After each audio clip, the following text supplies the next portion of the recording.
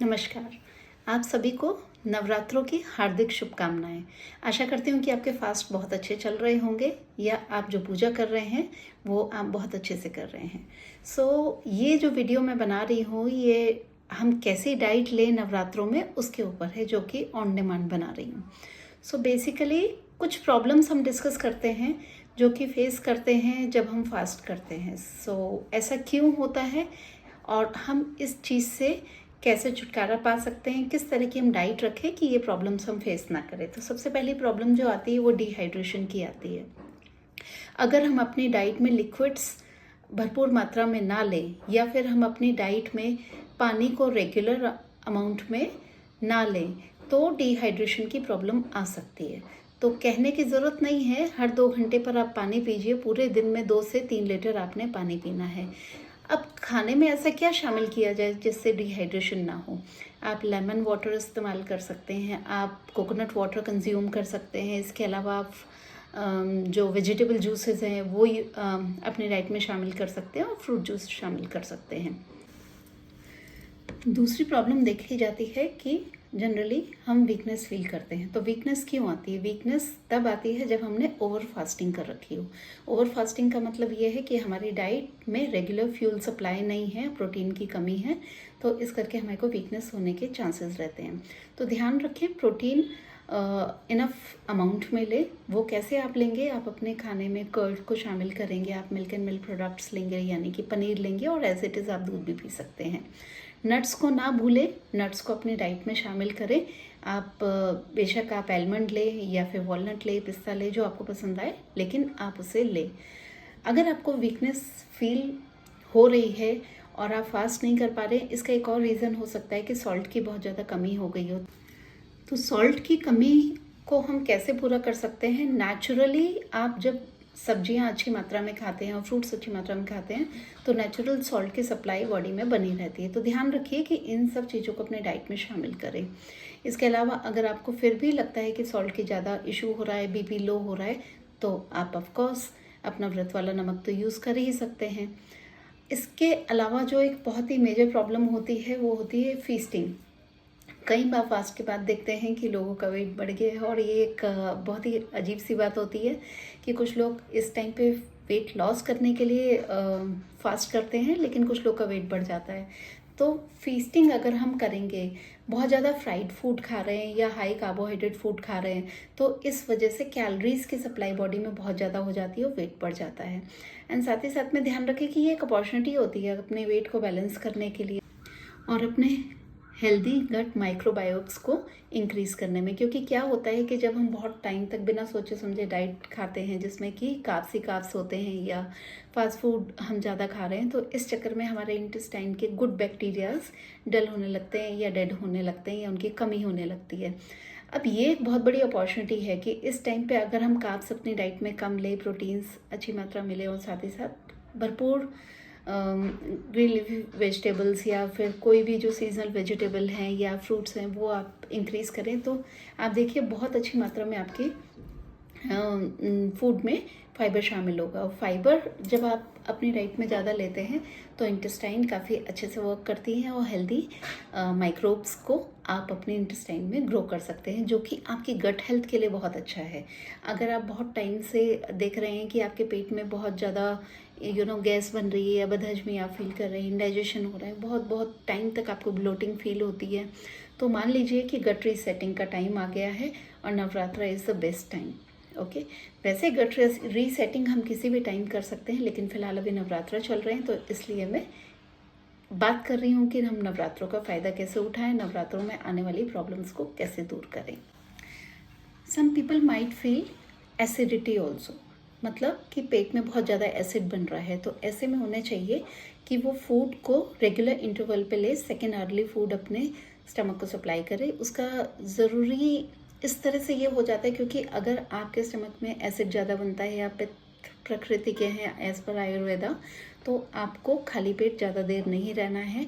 आप ध्यान रखें कि आप पानी इन बिटवीन पीते रहें और साथ ही साथ में दही, कोकोनट वाटर, इस तरह की चीज़ें डाइट में शामिल करें। इंडिविजुअलिटी बहुत होती है, तो डिपेंड करता है किसको क्या सूट करता है।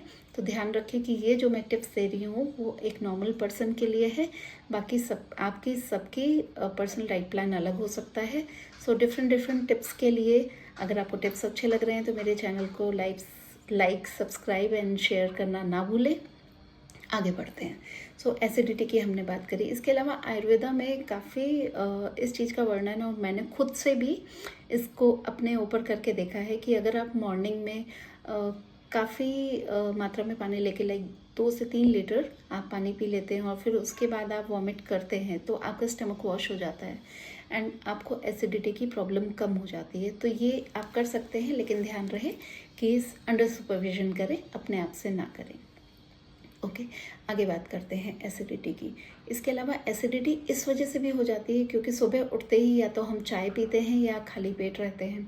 तो ध्यान रखें कि सुबह उठते ही चाय ना पिए, पहले आप कोई फ्रूट खा लें या कोकोनट वाटर खा लें, जिससे कि ओवरनाइट जो एसिड बना है वो न्यूट्रलाइज हो जाएगा। अगर आपको डायबिटीज़ है और आप फास्ट करना चाहते हैं तो there is a way to do. वैसे तो अगर आपको कोई भी इलनेस है जो आपको ट्रबल दे रही है तो आपको फास्ट करने से बचना चाहिए।